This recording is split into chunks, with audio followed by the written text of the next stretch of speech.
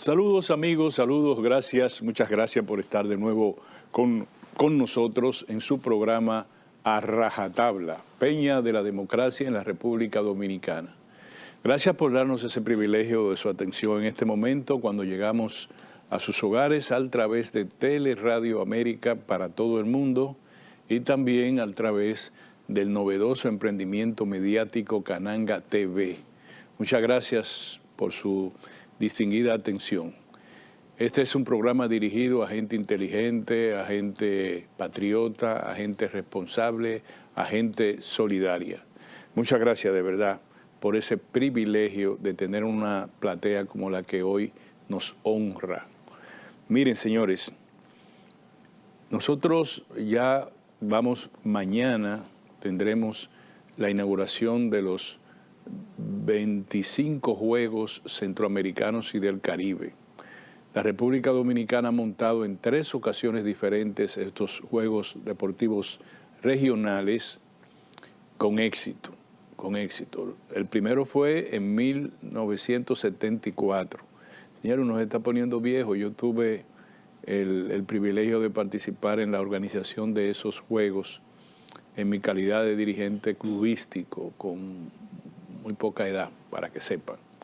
Luego en el 86 se volvieron a celebrar y ahora la tercera vez a partir de mañana cuando se inauguren formalmente con la presencia de atletas de 37 países, más de 6.000 atletas de 37 países y la delegación dominicana será la más numerosa en toda la historia de estos Juegos con 853 atletas.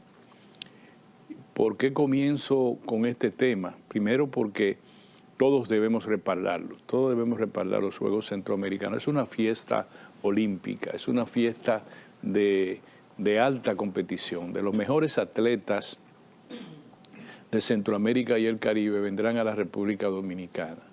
Atletas de mucha calidad olímpica estarán con nosotros, tendremos la oportunidad de verlo. La mayoría de los partidos y de las competencias serán totalmente gratis. Muy pocos donde el aforo es pequeño, entonces van a cobrar, pero en la mayoría de los estadios y canchas la entrada es gratis. De manera que tenemos toda la oportunidad de asistir y darle el espaldarazo a nuestros atletas. Sin embargo, yo no quiero tomarlo solo por ahí. Ya ustedes saben que todos vamos a respaldar a los Juegos. Yo quiero señalar que en estos Juegos muy probablemente estemos hablando de más de 10.000 millones de pesos de inversión. Yo no creo que ningún país, incluido lo que tiene la economía de renta media como nosotros, de Centroamérica y el Caribe, quizá exceptuando a Colombia y al Caribe mexicano, podría acoger en estos momentos de dificultades globales unos Juegos Centroamericanos, porque no tendrían de momento una suma en dinero, son más de 100 millones de dólares, mucho más de 100 millones de dólares que se van a invertir. Y las necesidades son muchas en estos países y quizás yo no estoy opuesto a los Juegos Centroamericanos. Yo digo que cada quien debería arroparse hasta donde le llegue la sábana, eso sí. Después de usted hablar de más de 10.000 millones en la remodelación de instalaciones y canchas deportivas, que le van a quedar a la juventud dominicana, es verdad, y el presidente don Luis Abinader ha llamado a preservarlas, cuidarlas, y nosotros de acuerdo totalmente. No quiere decir que hemos invertido mal, quiere decir que es un sacrificio, que es diferente, es un sacrificio. Y tomo ese sacrificio como referencia para decir que la República Dominicana de alguna manera nosotros estamos jugando a la ruleta rusa. Nosotros salimos todos los días con una tarjeta de crédito, el país, me refiero, haciendo el símil, y tomamos un crédito con la tarjeta que no sabemos dónde lo vamos a pagar. y decimos, no, a nosotros nos está entrando por aquí 43.000 millones de dólares por este lado, por aquel lado, y nosotros vamos muy bien, somos muy resilientes, y dentro del traspatio donde vivimos nos dicen, mira, hay que hacer una reforma fiscal, acuérdate. Mira, nosotros necesitamos más dinero y por tanto necesitamos una reforma fiscal, necesitamos reorganizar las cuentas nacionales, etcétera. Y además no nos damos cuenta que el barrio se está convirtiendo en muy competitivo y que en el sitio mayor, digamos el mercado mayor donde nosotros vamos, se está poniendo muy complicado porque en ese mercado están peleando allende los mares, muy lejos de aquí, en Irán. Pero nosotros estamos pensando siempre, no este gobierno, yo siempre llamo la atención sobre eso, sino es la cultura política dominicana, que pensamos de lo comido por lo servido. Nosotros tenemos proyectos, la agenda, la Estrategia Nacional de Desarrollo fue por 30 años. Es decir, nosotros hemos sabido pensar largo, pero no cumplimos. El gobierno del presidente Luis Abinader habla de una agenda hasta el 2036, pero todas las medidas que se toman, o casi todas, están relacionadas a lo comido por lo servido. Por ejemplo, yo le dije en un programa anterior que nosotros ya enviamos, el gobierno envió el proyecto de presupuesto alternativo. Ese presupuesto es para consolidar el déficit fiscal. Nos dice, hay que buscar 40.000 millones de dólares adicionales. Lo vamos a buscar de aquí, de allí, y vamos a incluir en ese presupuesto que modifique el presupuesto general del Estado de este año para agenciar 40.000 millones de pesos más. Nos dice, vamos a incluir también algunos préstamos internacionales. Y cuando nosotros le decimos, mira, cuidado con tantos préstamos, nos dicen, no, un momentito, en relación con el Producto Interno Bruto, nosotros al contrario tenemos menos, nosotros todavía podemos seguir más para adelante.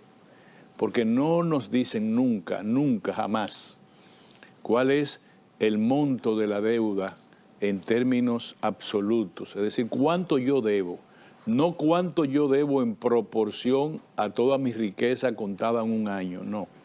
Mira, la riqueza mía, entre mi carro, mi casa, la finquita que tengo, apenas la deuda que yo tengo global es un 59%. Es decir, de cada peso que yo tengo, medido, comparado en dólares, yo debo 59 pesos. Ah, pero muy bien. Sí, pero ¿cuál es tu caja chica? ¿Cuál es tu nivel de ingresos y egresos por año? Ah, bueno, eso tenemos un déficit todavía que entonces tenemos que hacer una reforma fiscal. Por ejemplo, un funcionario a quien yo aprecio mucho, que es el ministro de Energía y Minas, nos dice, como de buena gana, mira, aumentó como nunca la demanda de energía. Estamos en 4.000, yo lo tengo por aquí el dato, 4.185 megavatios. Y lo mejor es que lo suplimos. Pues eso es una buena noticia. Ese es Joel Santos, preciado amigo. Muy bien, Joel, magnífico. Pero se te olvida decir, querido amigo, que eso significa un incremento en el déficit del sector eléctrico del país, que ya sobrepasa los 1.500 millones de dólares anuales. Quiere decir que cada año el gobierno tiene que transferir al subsector eléctrico más de 1.500 millones de dólares. 1.500 millones de dólares tienen que ser como 75.000 millones de pesos. Tirando yo un cálculo a lo loco, que soy muy malo en matemática. Entonces, tú le tienes que decir a la ciudadanía que mientras más aumenta la demanda, que debería ser por efecto del desarrollo, y probablemente sea por efecto del calor y del polvo del Sahara y ahora del humo que viene desde Canadá, desde los incendios forestales de Canadá, debería decirnos que cuando aumenta el déficit, porque nosotros tenemos un mal de fondo en el sector eléctrico. que las distribuidoras que son estatales compran, como el Capaperro, compran a 100, cuando compran 100 pesos de electricidad a los generadores, apenas pueden recuperar menos, alrededor de 30 pesos de esos $100 que invirtieron. Es decir, es una pérdida significativa, y lo digo a vuelo de pájaro, ¿verdad? Entonces, ese es un problema y lo presentamos como un gran logro, porque nos dicen, mira, es la mayor demanda en toda la historia de la República Dominicana de energía eléctrica, y la buena noticia es que la suplimos.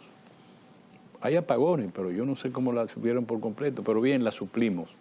Pero falta decir que yo salgo los domingos es con una tarjeta de crédito, porque yo no genero los suficientes recursos, eso le llaman la cuenta corriente de la balanza de pago, es decir, mi relación que yo tengo entre los dólares que yo produzco y los dólares que debo tener para cumplir con mis obligaciones de gasto y de inversión. Yo salgo como país con una tarjeta de crédito. Entonces, claro, mira qué bonito traje. Sí, sí.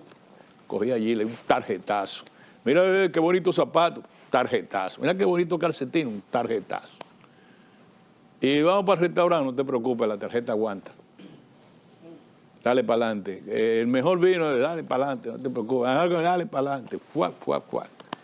Y en el patio, un parte de tu familia te está diciendo, reforma fiscal, no aguantamos el déficit, el gobierno necesita mayores ingresos. Y es por eso que yo conecté los Juegos Centroamericanos, de los cuales yo, en el tuétano de mi historia personal, lo amo, quiero demasiado a los Juegos Centroamericanos. Decirle, miren, gastamos más de 10.000 millones de pesos.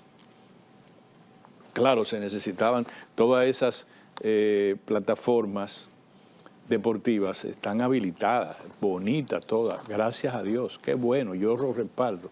Pero hay que llamarle la atención porque fue un tarjetazo. Al término global, cuando tú mandas el proyecto de presupuesto complementario, ahí ya tú sabes que fue el tarjetazo, porque ese es el pago de la tarjeta que tú estás usando de manera desconsiderada. Tú le dices entonces al Congreso, búsquenme 40.000 millones de pesos más.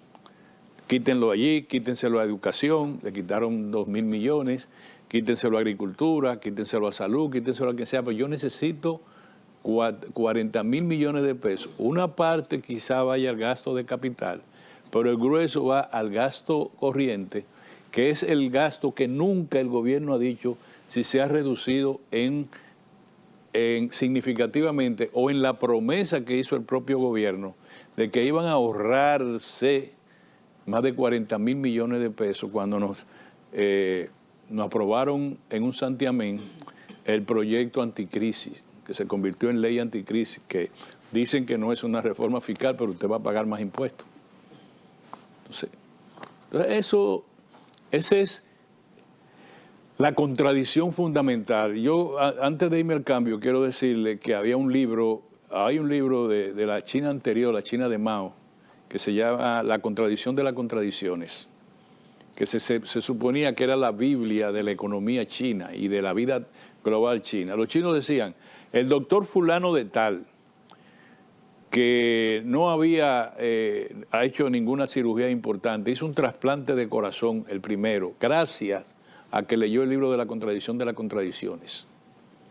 El atleta fulano de tal, que el año pasado perdió el primer lugar en competencia de campo y pista, la ganó y estableció un récord mundial, gracias a que tuvo la prudencia de leer el libro La contradicción de las contradicciones.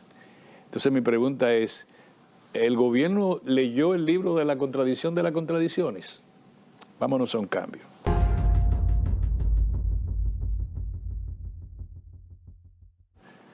Muy bien, mis amigos, muchas gracias por estar con nosotros en su programa A Rajatabla, Peña de la Democracia en la República Dominicana. Cada semana tratamos de reflexionar con ustedes los temas de mayor actualidad, tanto nacional como internacional. Yo quiero ahora, ya que quise llamar la atención al gobierno en torno a la prudencia en el gasto, yo ahora quiero señalarle a ustedes, si ustedes me lo permiten, cómo marcha el mundo conectado con nosotros. A ver si lo podemos decir. Miren, nosotros deberíamos darle seguimiento a la guerra de Irán, como lo hacían nuestros abuelos en la Segunda Guerra Mundial, que los que vivían en la capital se iban a la calle El Conde, que ahí en la calle El Conde número 1, donde estaba el periódico El Caribe, que tenían unos altoparlantes, una bocina, y daban mensajes sobre la guerra cada vez que le llegaban por los teletipos de ese tiempo, y la gente se enteraba de lo que estaba pasando momento a momento, porque la guerra de alguna manera afectaba a la humanidad completa, la Segunda Guerra Mundial. Ahora, miren una nota global de lo que está pasando. Estados Unidos completó 12 días de bombardeo a Irán. Atacaron centros de mando, bases de misiles, drones, radares y defensa aérea en varias ciudades de Irán, incluyendo las islas adyacentes a Irán.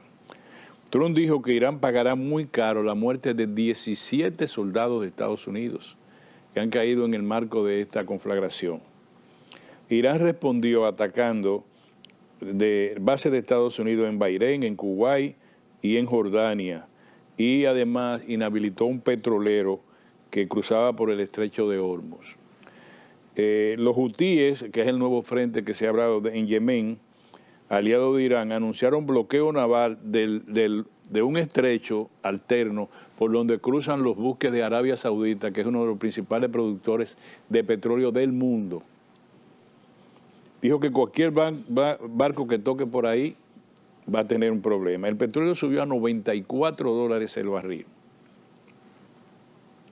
Y no hay ningún memorándum de paz, todo se destruyó. Estados Unidos dice que seguirá atacando mientras Irán ataque el comercio marítimo. El Pentágono ya calcula la inversión que ha hecho en la guerra en 37.500 millones de dólares.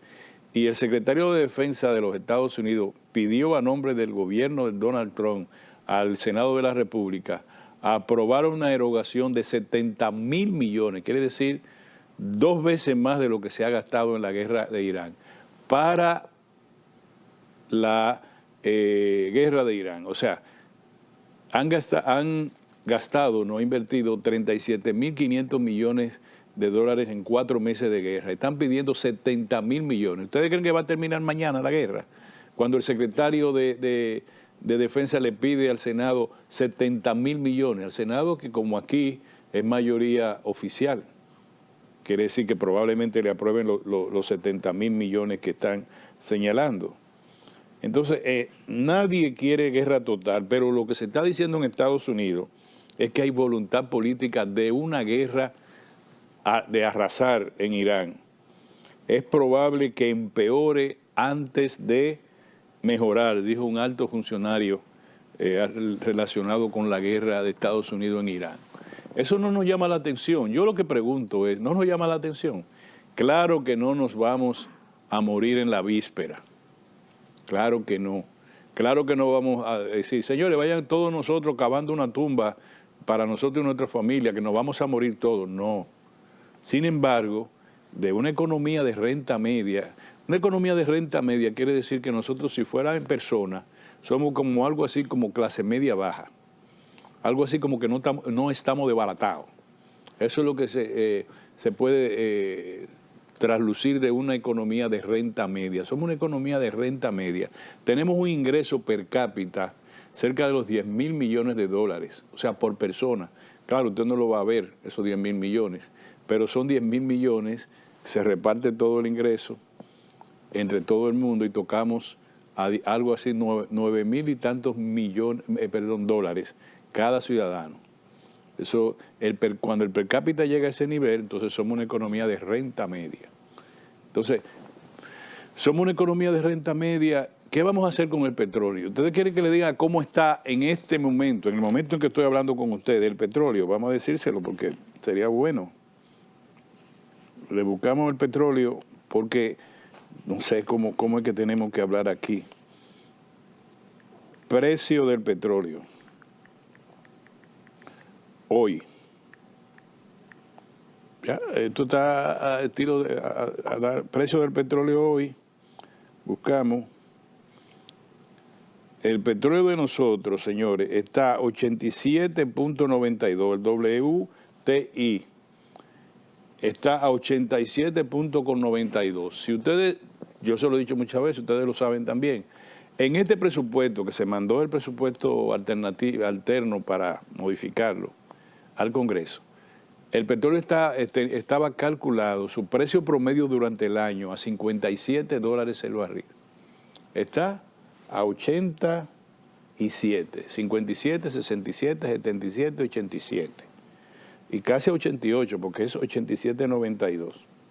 Aumentó un 4.24%. Quiere decir que nosotros vamos a pagar por cada galón de petróleo mucho más caro, porque para nosotros la mayor parte de las importaciones del petróleo es ya refinado, es ya convertido en combustibles de uso ya inmediato, gasolina, gasoil, etcétera. La refinería dominicana de petróleo solo refina un 33% del petróleo que se usa en la República Dominicana. Todo lo demás viene importado. Gasolina, como ustedes la tienen, importada. Gasoil importado. Mucho más caro, mucho más caro. Entonces nosotros que calculamos que íbamos a salir con la tarjeta a pagar a $57 el barril, nos dicen $88, entonces nosotros decimos, dale para adelante, nosotros tenemos una tarjeta. Entonces, ¿cómo nosotros vamos a afrontar eso? Vamos a aumentar, como dicen los neoliberales, economistas neoliberales, vamos a reflejar eso en los productos internos del petróleo. Imposible, se arma una revolución de una vez. Quiera o no Andy Dauager y Aristide Escuder, si reflejan el incremento de los precios del petróleo a nivel internacional en el mercado local, dice que para reflejar la sinceridad de la economía, nos matamos mañana los unos con los otros.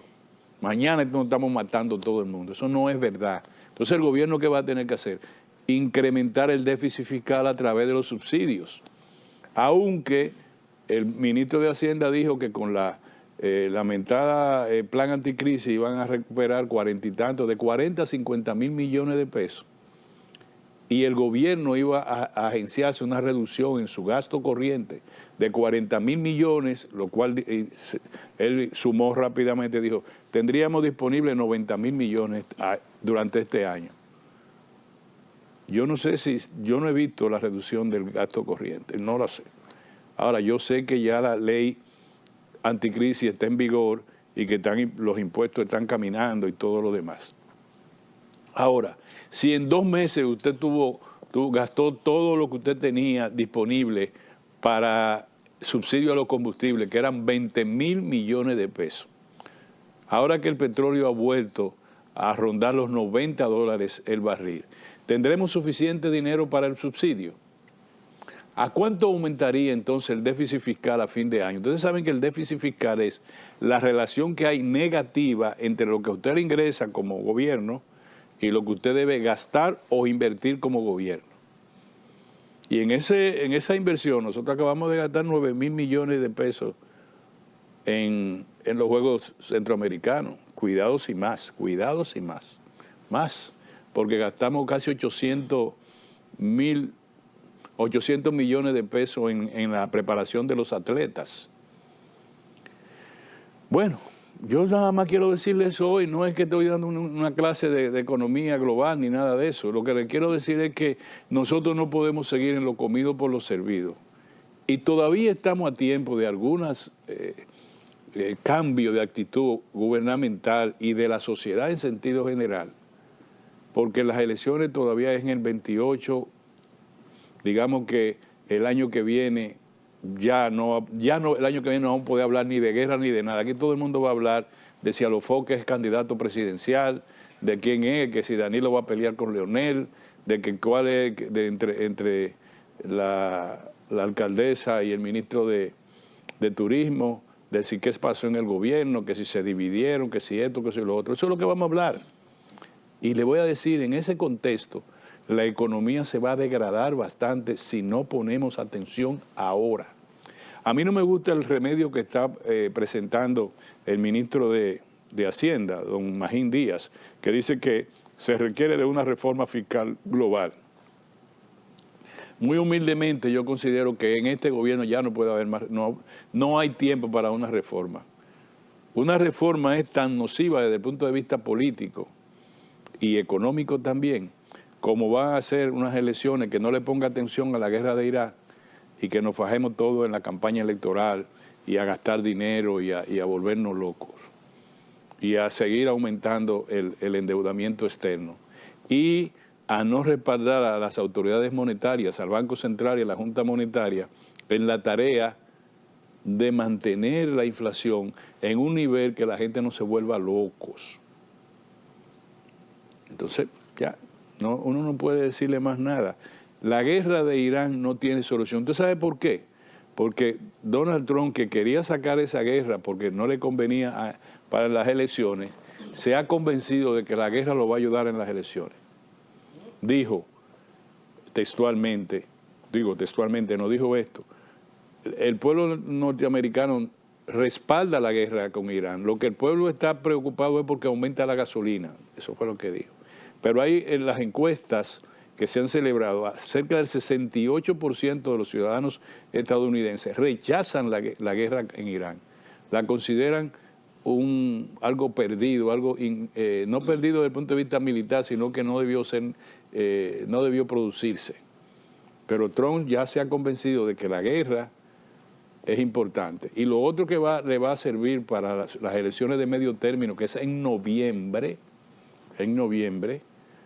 es apretar más de una manera grave a Cuba, porque eso le va a traer, no tiene votos en el ámbito latino que no sea la comunidad cubana en el exilio. Entonces, para quizá equiparar un poco la pérdida de votos hispanos como consecuencia de su campaña antimigratoria, pues va a tratar de ganarse a la comunidad internacional, a la comunidad cubana en Estados Unidos a través de una acción de naturaleza grave en términos políticos o en términos militares. Y eso va a afectar a la República Dominicana. Que como muy bien dijo un colega periodista, hoy lo escuché decir y ya yo lo había comentado en otra oportunidad, ya nosotros tenemos que prepararnos para lo que va a ser Cuba en 10 años. En 10 años Cuba va a ser nuestro competidor en turismo, nuestro competidor en exportaciones de tabaco, nuestro competidor en exportaciones de frutos tropicales, nuestro competidor en el desarrollo tecnológico, en las aspiraciones de desarrollo tecnológico, porque Estados Unidos va a cambiar, por la buena o por la mala, todo el panorama cubano y a partir de ahí lloverán las inversiones estadounidenses en Cuba y se disminuirán las inversiones en la República Dominicana. Y recuerden que Cuba tiene mano de obra calificada, no hay que esperar la mano de obra cubana, porque Cuba ha tenido un desarrollo mucho mayor que el nuestro en términos de educación y de entrenamiento laboral. A veces yo creo que estoy arando en el desierto, pero vámonos para adelante. Quién sabe, quizá nos escuche alguien. Vámonos a un cambio. 3, 2. Muy bien, mis amigos, muchas gracias por quedarse con nosotros y gracias a los amigos que nos conectan con nosotros en este momento. Muchas gracias, de verdad. Miren, en 48 horas el Senado de la República aprobó las modificaciones al proyecto de ley, el proyecto que instituye el Código Penal. La verdad que fue un espectáculo, a mí me parece deplorable lo que ha ocurrido en el Congreso, porque hay una doble moral, que es a lo que yo he llamado la atención en este programa. Usted dice una cosa y hace otra. La doble moral que yo estoy llamando la atención en este momento es esta. En el Congreso de la República se hizo muy bien en convocar a la sociedad organizada para que expusiera todas sus preocupaciones en torno a los articulados del Código Penal. Ahí se convocó al Colegio de Periodistas para lo relacionado con la libertad de expresión y de difusión del pensamiento, al Colegio de Abogados para la parte más técnica de todo lo que se estaba hablando, al Colegio Médico para las que estableciera cuáles eran los peligros para el ejercicio de esa profesión que entrañaban algunos tipos penales en el código que se estaba objetando. Pero también al CONED, al Consejo Nacional de la Empresa Privada, al gran empresariado se convocó. Pues todas las propuestas que se hicieron, ninguna fueron tomadas en consideración. Algunas cosas de forma, porque ya el gobierno había tratado el tema con el mentado universo o metaverso digital. Los 19 artículos que probablemente participó el ministro del ministro de Justicia, profesor Antoliano Peralta, mi querido profesor, probablemente sí, técnico convocado por Alofoque, convocado por, ¿cómo se llama el otro? Piro, gente de mucha valía, yo no digo que no, fueron los que modificaron el Código Penal en 19 artículos. Se llevó a 30 artículos modificados, el 98% de los cuales se observa que es simplemente modificaciones cosméticas. Y entonces queda un mal sabor. Los empresarios le dijeron, bueno, señores, pónganlo en vigencia, pero si en el camino ustedes ven, todavía nosotros no sabemos en qué lugar está el empresariado en términos de tipos penales que promuevan su inclusión en expedientes y demás. Y así están, no sé si los médicos se van a sentir satisfechos, porque cambiaron incluso fue expresiones, pero quedan las sanciones y queda el miedo a la opresión a la libertad de prensa. Claro está, el ámbito digital se ha ganado el hecho de que se le ponga un poquito de freno a tantas expresiones afrentosas, difamatorias, que se vierten a través de las redes. Pero las redes es el universo, nosotros no vamos a poder controlar el universo. ¿Cómo hacemos para, si una persona está en Londres, dominicano, alguien que le dé la gana de enterarse de la vida dominicana y comience a difamar desde allá? Yo no sé cómo se hace eso, cómo se recurre al Reino Unido para decirle, envíenos en extradición a fulano de tal que está difamando a perencejo de tal desde Londres, en la República Dominicana, en tiempo real. O sea, no es que va a salir, bueno, después los administradores de la plataforma le quitarán su licencia, no sé, él buscará la manera y saldrá de otra forma. Eso es terrible, eso uno no sabe lo que es. Ahora, la voluntad política del Estado de respetar la libertad de prensa y el derecho a expresarse libremente de todos los ciudadanos a través de cualquier medio público, eso debe quedar claramente establecido en el Código Penal.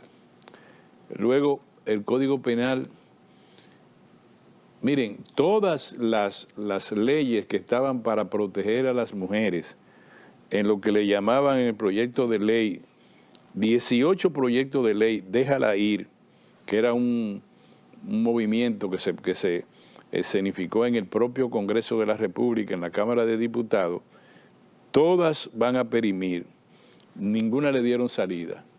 O sea, leyes progresistas referidas, por ejemplo, al abuso contra los niños, como condición para castigar a la madre o la madre para castigar al padre, que yo no tengo un resabio con el marido mío que tiene su hijo, que no es mi hijo, yo lo golpeo para que él sepa que cada vez que él me haga algo a mí, yo se lo hago al niño. Eso había una ley, no se aprobó. O sea, nosotros pudimos haber dado un gran salto hacia adelante en materia de derechos humanos, no lo dimos. 18 proyectos perimieron. La actual legislatura termina el domingo. Ya perimieron 18 artículos de eso. Y estuvimos ensalzándonos en el Código Penal. Yo le llamé la atención al gobierno muy humildemente respecto a su relación con el alto empresariado. Este no es un gobierno de centro-izquierda, no, de izquierda. Este es un gobierno de centro-derecha mucho más para la derecha que para la izquierda. Y noto que a través de la aprobación irregular, traumática de la ley de desechos sólidos, se dijo, pam, pam, listo. Ahí están los empresarios peleando. Lo único que hicieron, entonces, a mí me parece que se buscaron dos adversarios, dos enemigos, fue con el Código Laboral, que solamente ocurre en la República Dominicana. Miren, los empresarios están de acuerdo en que se engavete hasta que haya tiempo para quitarle la cesantía, que se cree la ley de seguro del desempleo y que eso vaya para allá. Déjenlo ahí, los empresarios. Los trabajadores están de acuerdo también que se guarde, porque mejor que se guarde así para que no le quiten la ley, para que no le quiten la cesantía. Y el gobierno lo mandó a guardar, el propio presidente lo mandó a guardar. Entonces ahora los empresarios pelean porque está ahí guardado y los trabajadores pelean porque está ahí guardado. Por favor, ustedes que lo mandaron a guardar, todo porque no hay un suficiente ni voluntad política ni fuerza, evidentemente, para referir el tema de la cesantía. Entonces tenemos un gobierno que ha peleado con el alto empresariado porque no le aprobó la cesantía. Un gobierno que ha peleado con el sector laboral porque no le aprobó la cesantía en el Código Penal que ya estaba para aprobarse y lo mandaron a guardar. ¿Qué hacemos? Cuando uno habla de consenso, el consenso no puede ser de feria, no puede ser un festival, que usted haga así. No, el consenso político, el consenso social, el consenso económico tiene que ser basado en pelo de bigote. Si a los empresarios, no podemos ahora aprobarle a ustedes sacar del Código Laboral la cesantía por las razones que sean. No, guárdelo, presidente, hasta que eso se vea. No apruebe ese proyecto, ya se aguardó. Y los trabajadores torpemente dicen, guárdenlo mejor, que se quede el viejo, que el viejo tiene la cesantía. Pero resulta que el nuevo tiene la capacidad de generar plaza de trabajo, tiene la capacidad de generar crecimiento de la pequeña empresa, de la mediana empresa. No, que se guarde eso. Eso es un sectarismo de derecha y de izquierda, inaceptable para el desarrollo del país. Pero bueno, así son las cosas. ¿Qué vamos a tener cuando el presidente tiene 10 días para promulgar el Código Penal? Este programa, yo creo que todos nosotros en la comunicación vamos a esperar que nos presenten el nuevo texto para entonces uno analizarlo y decirle a ustedes cómo deberíamos todos abordar eso. Porque uno no sabe cuántos macos y cuántas cacatas van a salir de ese nuevo texto supuestamente modificado al vapor contra toda opinión de la sociedad organizada por parte del Congreso de la República, que por cierto ha aprobado leyes rápido también, como la ley que declara a Asua la capital del tomate. ¿Está bien? Esa ley era muy necesaria, no se debió dejarse perimir, se declaró de urgencia la ley esta, pero bueno. Y otras leyes ahí se aplicaron al vapor. Bueno, la ley que crea el voto responsable, que estimula al votante a ir a votar, porque claro, a los legisladores les conviene que voten la gente por ello. Entonces, el declarado de urgencia, votado todas las bancadas, votaron por esa ley. Pero otras se quedaron durmiendo el sueño eterno en el Congreso de la República. Bueno, el juicio, señores, a Nicolás Maduro, es importante que yo le diga esto, en esta parte ya del programa, al epílogo, va a ser el juicio a Maduro y a su esposa, va a comenzar el 1 de junio del 2027. Pero para que ustedes vean lo que es la política, resulta que a Daisy Rodríguez, la presidenta interina, porque ella era vicepresidenta cuando apresaron al presidente de Venezuela, que era Nicolás Maduro, ya le quitaron el de interino. Ya ella es presidenta de Venezuela. Y no sé si ustedes han oído hablar de una tal Corina Machado, ¿qué se llama? Mas nunca han hablado de esa señora. y el presidente Donald Trump se muere en elogios a la nueva presidenta, porque ya es presidenta, no es interina, Daisy Rodríguez, de Venezuela. Bueno, como les decía, señores, Daisy Rodríguez es la presidenta de Venezuela, no presidenta interina. Ya el gobierno de Venezuela, probablemente a través de su parlamento, le quitó el interinato, porque si no, era ilegal, ella se iba a quedar ilegal. Ahora resulta que por una medida del propio gobierno se le declara presidenta, pero eso lo aprueba el Departamento de Estado y el presidente Donald Trump no para en elogiar a los mismos que estaban ahí cuando invadieron a Venezuela. Fue una invasión, si ustedes lo saben, una invasión rápida, pero una invasión al fin. Cuando invadieron, no una ocupación, pero sí una invasión. Entonces, Daisy Rodríguez queda ahí. Entonces, ¿qué pasa con el presidente Maduro? ¿Qué es lo que le van a hacer? El presidente Maduro, sus abogados van a invocar el derecho a la inmunidad. Además, Daisy Rodríguez fue exonerada, sacada de todas las acusaciones de narcotráfico e incluso de una sentencia de un tribunal de Estados Unidos que lo condenó a pagarle 316 millones de pesos a un grupo, a varios estadounidenses que fueron apresados en Venezuela, mantenidos en prisión, dicen de manera irregular. Y entonces lo condenó al pago, tanto a Maduro como al gobierno de Venezuela, al pago de 316 millones de dólares en indemnizaciones civiles en favor de esos estadounidenses. Pero o sea, el gobierno de Estados Unidos dijo, saquen a la presidenta que tiene inmunidad. Pero resulta que cuando apresaron a Nicolás Maduro, él tenía inmunidad, porque era el presidente de Venezuela. Yo le digo eso para que ustedes vean lo que es la alta política.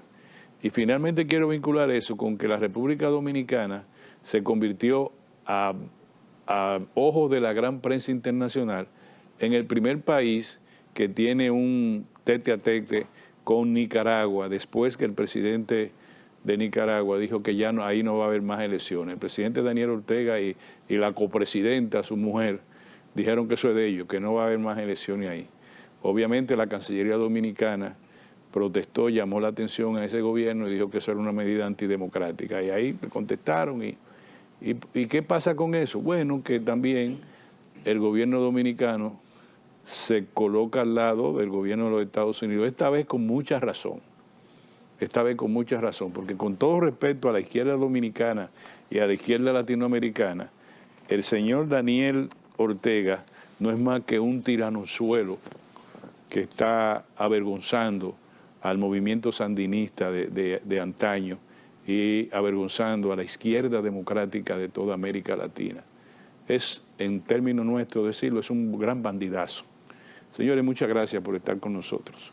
Estaremos de nuevo con ustedes la próxima semana, con la gracia de Dios, en otro programa a rajatabla.